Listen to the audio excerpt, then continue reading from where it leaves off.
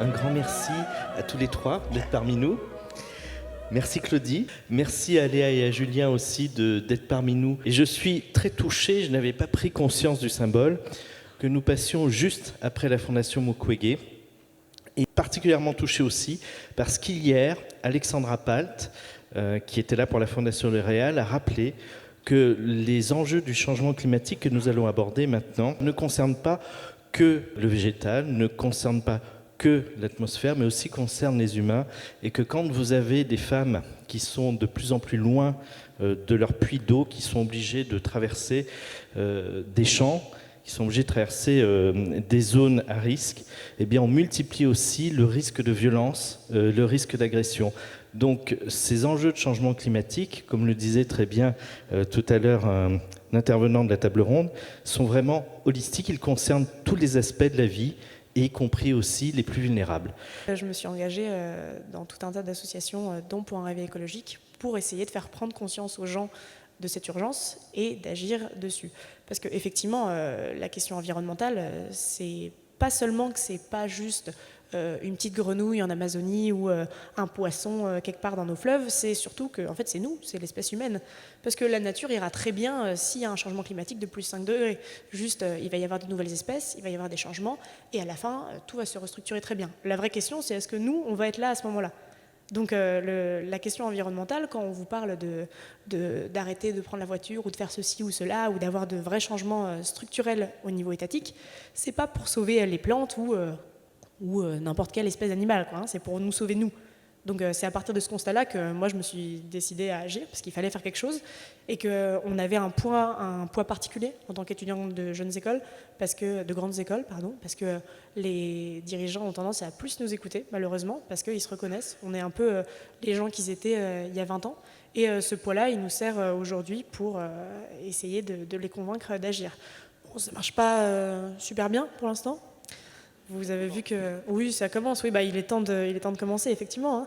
Mais c'est une dynamique qui est en train de se mettre en place. Et depuis 2017-2018, Greta Thunberg, Fridays for Future, vous avez tous suivi ça. L'environnement et l'écologie en général, c'est un passage obligé de chaque discours, à la fois des États, des entreprises et des individus. On est obligé d'y penser. Donc on est dans une vraie nouvelle ère au regard de ces problèmes-là. Et j'ai hâte de voir ce qu'on pourra en faire. J'ai eu mon réveil écologique, comme on dit maintenant, du coup. Ou pareil, pendant un moment, enfin pendant très longtemps, on m'avait initié, voilà, le tri c'est important, éteindre la lumière c'est important. Effectivement, tous ces enjeux, ces éco-gestes, comme on dit, sont importants. Mais en fait, il y a un problème évident d'ordre de grandeur dans l'action et dans l'impact que ces gestes ont. Et donc par des lectures, par des conseils d'amis, par des conférences de certaines personnalités comme M. Jancovici, entre autres, il y a eu une espèce de prise de conscience qu'en fait, effectivement, le plus gros défi, même si moi ce qui me passionne profondément c'est l'exploration spatiale, le plus gros défi des décennies à venir et du siècle à venir, c'est effectivement notre transition environnementale. Et donc à partir de là, je me suis engagé effectivement dans l'association pour un réveil écologique, puisque c'est à mon sens ici que j'aurai le plus grand impact, ici qu'il faut concentrer nos efforts, ici que les défis sont les plus durs à relever. Et donc d'où ma présence ici ce soir. J'ai eu la chance, comme disait Gabriel, de naître dans la génération Apollo. Et c'est vrai que la génération Apollo, la science, la technologie, le progrès, c'était voilà, le chemin facile à suivre pour s'engager. Et ça, c'était le XXe siècle, c'est vrai. Ça a quand même été au tout début de cette conscience écologique, je pourrais dire. Peut-être certains d'entre vous dans la salle se rappellent cette formidable image envoyée par Apollo 8 en 1968, où on voyait un lever de terre à l'horizon de la Lune, ou l'image d'Apollo 17 avec la Blue Marble, cette planète bleue magnifique vue depuis l'espace. Je crois que c'est à partir de ce moment où on s'est mis à distance de la Terre qu'on a pu prendre conscience, à la fois, bien évidemment, de la beauté de la Terre, de la magie, de la fascination, de ce qu'un astronaute peut vous raconter quand il regarde par le hublot, mais bien évidemment aussi de sa fragilité, de sa vulnérabilité, de cette finitude par rapport au titre de votre colloque. On est très loin, on a l'impression que tout est possible, c'est infini, mais en fait, cette Terre, on la voit dans sa finitude, dans sa rotondité, dans son isolement au milieu d'un cosmos plutôt hostile et en tout cas qui n'apportera pas de solution. Et que la solution, elle vient de cet équipage des terriens, des humains. Je pense qu'on a une chance dans le développement à la fois de la lutte contre l'urgence climatique et de la lutte pour la découverte spatiale, c'est qu'on n'a pas à choisir, on peut hiérarchiser. Donc on se dit, ok, l'enjeu du 21e siècle, c'est de réussir à ce qu'on continue tous à vivre sur cette planète. Et après, on peut réfléchir à comment est-ce qu'on fait pour avoir un objectif à plus long terme, qui, je pense, est l'objectif de l'humanité en général, c'est-à-dire d'avoir toujours plus de connaissances, toujours plus de recherches, et de savoir d'où elle vient, d'où elle va, et ce qu'il y a autour d'elle, mais qu'il faut faire attention à bien allouer nos ressources, nos capacités et nos financements. Et qu'aujourd'hui, c'est quelque chose qui n'est pas encore fait. On n'a pas assez de financement pour la transition écologique, et je pense qu'il faut prioriser la transition écologique sur l'exploration spatiale. Je pense que le grand enjeu du 21e siècle, c'est la transition, et qu'on n'aura pas beaucoup plus que les satellites comme aide, qui est extrêmement précieuse et extrêmement nécessaire, mais on n'aura pas beaucoup plus comme aide du spatial dans ce siècle, et qu'ensuite on pourra s'orienter vers ce que je pense être la vraie destinée du genre humain, c'est-à-dire avoir toujours plus de connaissances. C'est-à-dire que les étudiants qui sont formés actuellement, forcément leur carrière, leur vie va être fortement impactée par cette transition-là. Donc il est absolument nécessaire en fait, qu'ils soient formés, qu'ils soient conscients des enjeux, qu'ils soient conscients de l'impact de ces problématiques, et qu'ils aient aussi des clés de lecture pour interpréter plus facilement le monde, mais également pour mettre à profit leurs compétences dans leur travail. Donc ça, c'est un des gros enjeux. Et après, on a des situations qui sont un peu similaires à celles des entreprises. Pareil, au début, il y a beaucoup de défiance, avec très peu d'actions qui sont faites, beaucoup de greenwashing.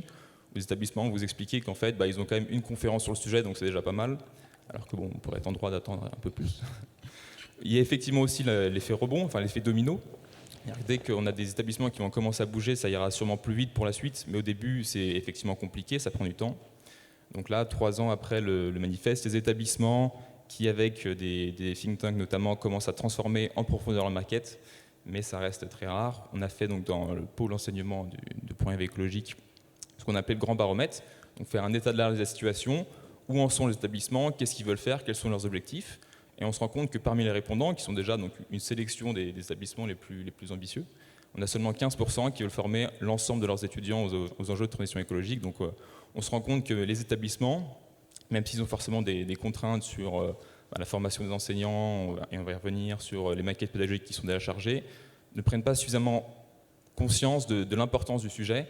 Et donc il y a encore un très gros travail à faire à ce niveau-là. Je pense qu'on a besoin d'instruments de mesure pour suivre ces évolutions, les travaux remarquables du GIEC et de tous ces rapports tout au long du temps. Et je voulais simplement insister sur le fait que les outils spatiaux sont bien évidemment des outils absolument considérables pour analyser, monitorer, suivre, voir les évolutions, que ce soit au niveau de l'atmosphère, que ce soit au niveau des océans ou que ce soit au niveau de la Terre solide, avec tout un réseau de constellations qui nous permet d'avoir des éléments et qui nous permet de quantifier, au-delà de cet aspect d'émotion à ressentir, la vulnérabilité parce qu'il y a des catastrophes naturelles qui vont impacter, ou l'émotion de la beauté de ce qu'on peut voir. On a là du quantitatif pratiquement en temps réel aujourd'hui, et même l'Agence spatiale européenne a comme projet dans les mois qui viennent de développer un jumeau numérique de la Terre, Digital Twin.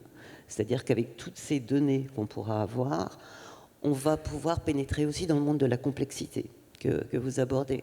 Parce que quand on modifie un des paramètres, bien évidemment, dans cette interaction des multiples variables, on va avoir des effets considérables.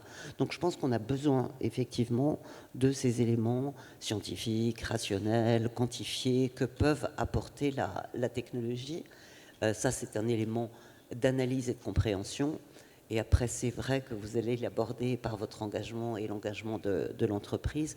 Comment on utilise cette technologie, comment on l'utilise avec plus de sagesse peut-être qu'on a pu l'utiliser jusqu'à présent.